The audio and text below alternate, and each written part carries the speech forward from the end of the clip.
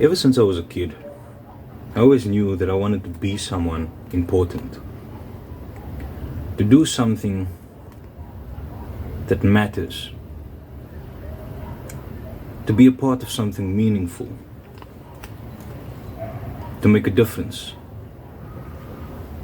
to step into the spotlight and share something that I believe, when I'm no longer here, will have made the world a better place. Things were so much easier back then.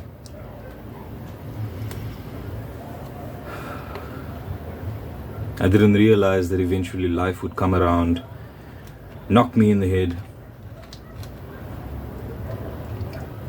tell me to sit down, shut up, and watch as the world moved forward and left me behind.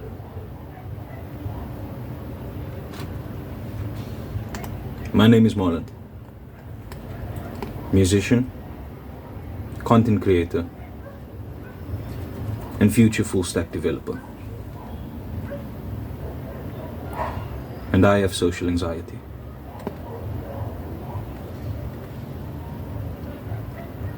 Let's talk about it.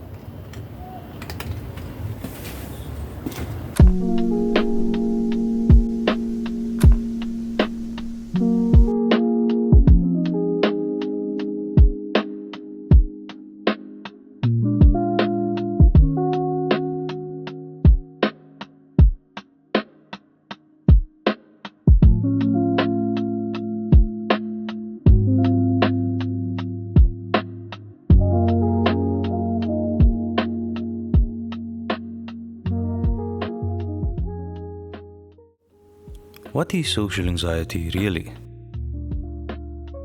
It's more than just being shy or introverted. Social anxiety, or social anxiety disorder, for getting all official, is when your brain basically convinces you that every room you walk into is full of judges and you're on trial. You start overthinking everything. What if I say the wrong thing? What if they think I'm awkward? What if they notice how nervous I am?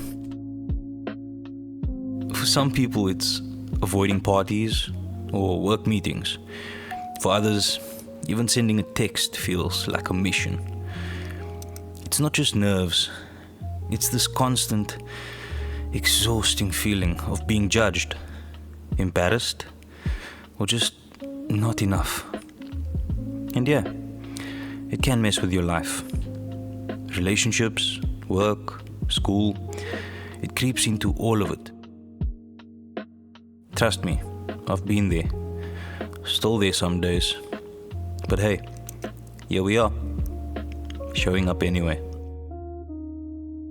Where does social anxiety even come from? Believe it or not, this isn't some new age problem. People have been battling this awkward, nerve-wracking fear for centuries. Way back in 400 BC, the Greek philosopher Hippocrates, the father of medicine guy, described people who loved darkness more than life and felt like everyone was watching them. Sound familiar? Fast forward to the 1960s, and a psychiatrist named Isaac Marx finally put a name to it. He realized that fear of social situations wasn't just some general phobia, it was its own beast. They called it social phobia at first, but by 1994, the same year Nelson Mandela became South Africa's president, they upgraded the name to social anxiety disorder. And here we are, nearly 31 years later, and guess what? 5 to 10% of the world's population deals with this daily. That's like 1 in every 10 to 20 people you meet. And basically, a fuckload of people. I was about 17 when social anxiety started creeping into my life. Real smooth, like a burglar, You don't notice until all your stuff's already gone. Funny enough, seems like most of the issues I have today showed up around about that age. Must have been something in the water. Maybe it was just teenage trauma marinating nicely. Anyway, on this particular day, I got home from school, finished my homework like a responsible young man, and then stuck myself a fat bowl pipe to go spend some quality time with that sweet lady, Mary Jane. No, I know, I was young. Shouldn't have been messing with her at that age, but hey, she helped me see the world through a different lens. Music, art, expression. It all made sense when we were hanging out. But I'm a dad now, to the most beautiful, nerdy little princess. So let me be clear. I don't condone smoking at that age. At least not without supervision. Life's already confusing. No need to add to the chaos before your brain's done cooking. Anyway, this video is about anxiety, not parenting. Let me stay on track. So there I am, post-sesh, chilling on the bed, eyes glazed over, watching TV. Enter my family. And that's when it hit me. Blushing profusely, face heating up like I just got caught stealing the Wi-Fi password. I didn't even stop to think, maybe I'm just high and paranoid. Nah, my brain immediately went full self-destruct mode. They're judging me. I know. They know. Everyone knows. Hide your face. Rub your eyes. Disappear. That overwhelming, skin-crawling feeling. Yeah, it never really left. To this day, it's there. In conversations, walking down the street. Hell, even the way I walk feels overthought. Yes, I literally have to remind myself how to walk when I leave my house. One foot in front of the other. Try not to look like a malfunctioning robot. It's exhausting, man. Social anxiety doesn't just mess with your head, it messes with your whole existence. But hey, I found out pretty quickly that I wasn't alone. And trust me, people have been trying to fix this for centuries, with some truly ridiculous methods. Before we actually understood mental health or, how the brain works, people came up with some wild ideas to fix conditions like social anxiety. Spoiler alert, most of them sounded more like medieval torture than actual treatment. Let me give you a few gems from history. The first one is something they called the rest cure. Basically, lock you up and make you freak yourself duck. So picture this. You're anxious, overwhelmed, maybe struggling to be around people. And the solution? Lock you in a room, force you to stay in bed, and overfeed you until you calm down. Yeah, because nothing helps with social anxiety like isolating you and force-feeding you like a vark. The second one is hydrotherapy, the extreme edition. People really thought that anxiety could be cured with dramatic showers. We're talking getting wrapped up in some wet sheets and towels like a fucking roadhouse Ruti Gatsby. Or spray with ice cold water like footac anxiety. The third one is vibrating machines, because why not? In the early 1900s, they believed shaking the nervous energy out of you was a solid plan. Basically, the idea of healing social anxiety was to literally wreck your reg. Thankfully, we've come a long way. These days, we know social anxiety is real, complex, and treatable. But no one's coming at you with ice baths or brain surgery. And hey, talking about it, that's a solid first step.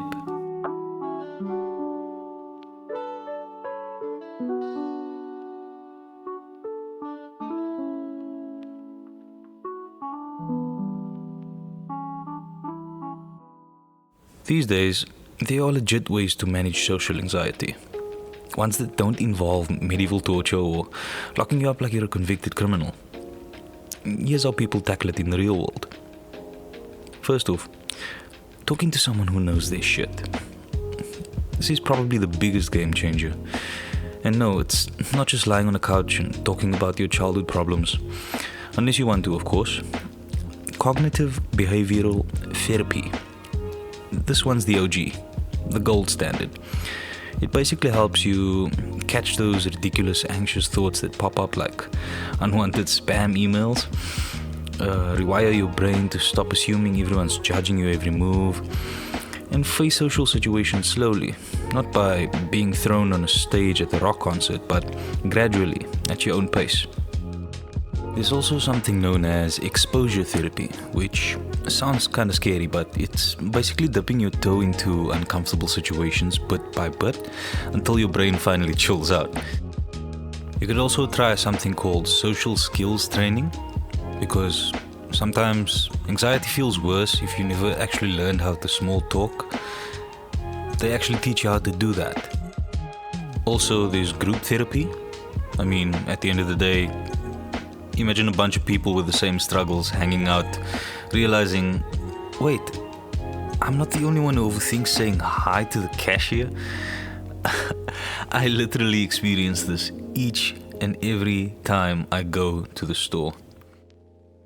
And last but not least, acceptance and commitment therapy.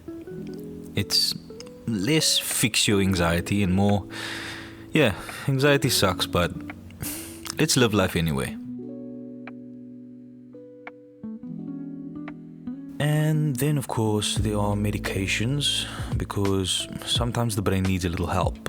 For some people, therapy isn't enough, or the anxiety is just so loud you can't even start. And that's where the meds come in. There's something known as beta blockers. They are great if your anxiety feels like more of a physical thing. You know, racing heart, shaking hands. These basically help steady the ship, especially for performances or public speaking. There's also something called benzos. It's basically anxiety's mute button, but only for short-term use. They work, but they can be addictive, so doctors usually go easy with these. Now, let me share a couple of life stuff that actually helps. There's no magic cure, but making a few life tweaks goes a long way. First one I could mention is exercise. Yeah, I know, but moving your body does wonders for anxious energy. There's also your sleeping habits and your diet. It turns out living off Red Bulls and 3 hours of sleep isn't anxiety's best friend. Trust me, I know. You could try limiting caffeine and booze. I mean, I'm sorry to be that guy, but they often make things worse, even though they feel good in the moment. And Lord knows I need my coffee to even begin to try and function like a normal human being. You could try mindfulness and meditation. I know it sounds airy-fairy, but slowing down your brain helps. I've personally tried it, and it really does make a difference as long as you're consistent. Gradual exposure, DIY style. You start small, say hi to a stranger, order your own food, baby steps. Find your people, friends, family, support groups, whoever makes you feel less alone. They're out there somewhere. You just have to get your foot out the door and start looking around. You'll bump into someone sooner than you'd expect. Journaling helps untangle that anxious mess in your head. Literally just spend 10 to 15 minutes every day writing down those crazy thoughts. Sometimes all your brain needs is an outlet. Now, this one doesn't work for everyone, but it has helped thousands of people to overcome their feelings of anxiety and depression. Low dosages of edible marijuana, microdoses of psilocybin or LSD. These are things that the new age quote-unquote woke community would generally prefer. Just remember to do this in a safe and controlled environment, and if you're doing it with anybody else, make sure it's someone you trust with your well-being. The last thing you need right now is a bad trip. And then, of course, my personal favorite, get creative. Draw, paint, write a poem, a song, a book. Get crafty. Express yourself. This really helps with building that extra boost of confidence you need to get out of your head and show off a little. Bottom line, there's no one-size-fits-all cure, but social anxiety is manageable. You just gotta find what works for you. Whether it's therapy, lifestyle changes, or slowly forcing yourself into awkward moments until they're not so awkward anymore. And hey, you're already here, showing up, watching this video. That's step one.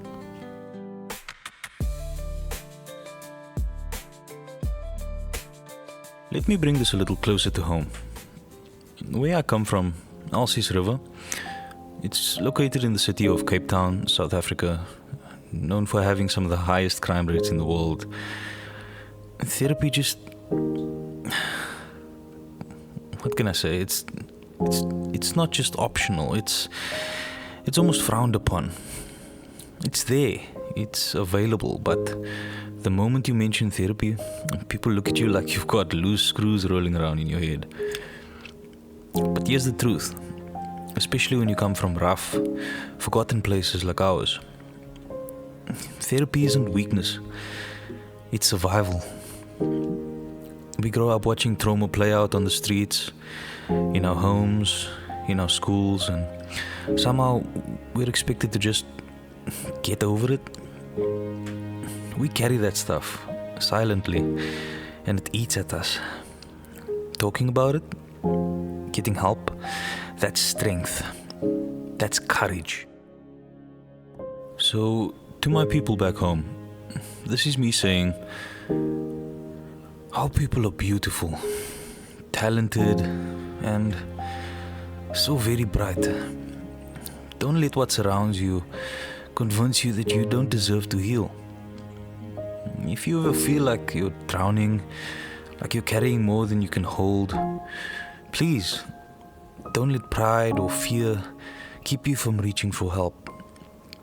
There is a way to make our home a better, safer place to live. And it doesn't start with fixing potholes and traffic lights. It starts in our hearts and minds. Let's be an example for the future generations who live among us, absorbing everything surrounding them like sponges soaked in hot water. Even if you don't do it for yourself, do it for the people you love, the ones who depend on you and look up to you. I hope you take these words as a source of inspiration for growth. Let's do the hard things today so that we can live the soft life tomorrow.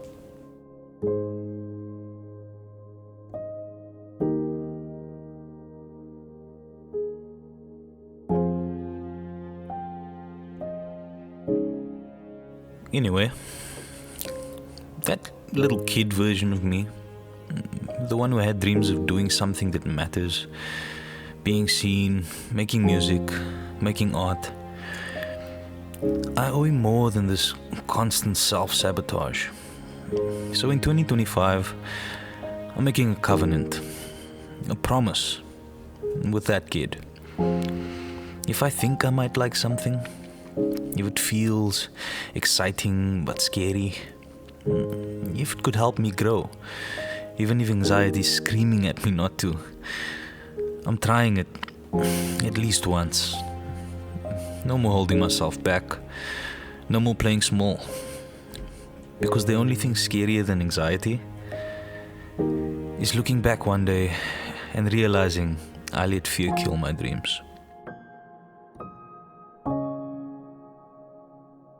Okay, so before I sign off, there's something important I want to add, especially for my people from my hometown.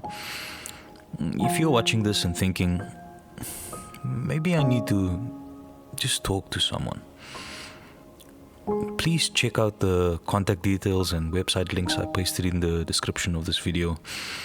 As I mentioned, the services are completely free and you honestly have nothing to lose.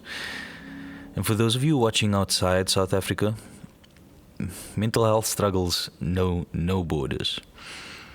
Wherever you are, you deserve the chance to live a life free of self-sabotage.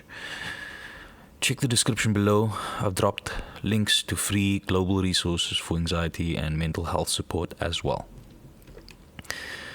Alright, to my younger self, to my future self, to every person fighting voices inside their head, to every broken soul who thinks they're not strong enough, that they're not worth it. Let's try at least once to do the things that make this life worth living. Show up for yourself. Don't let fear steal another moment of this beautiful mess we call life. If you're here with me, hit that like button, drop a comment and share your story. Let's connect. If that's too much for you, just say, I'm trying, and I'll be right here to support you for showing up. One more thing. If you enjoyed this video and can relate to this experience, or if you would simply like to be a part of more real, flawed conversations like this, support my efforts as a struggling content creator by subscribing to my channel and clicking the notification bell to receive updates for when I post new content. I'll try my very best to make sure I post at least once every 1 to 2 weeks. Also, if you check out the links in my bio, you can follow me on Facebook, Instagram, and X. Buy me a coffee if you'd like to help me make this channel grow and reach a greater audience. I could really use some better equipment to improve the quality of my content and generally just simplify my creative process by helping me bring the vision in my mind to life. Anyway guys, thank you so much for watching. My name is Marlon and this is the Marlon Lee Experience. Peace out.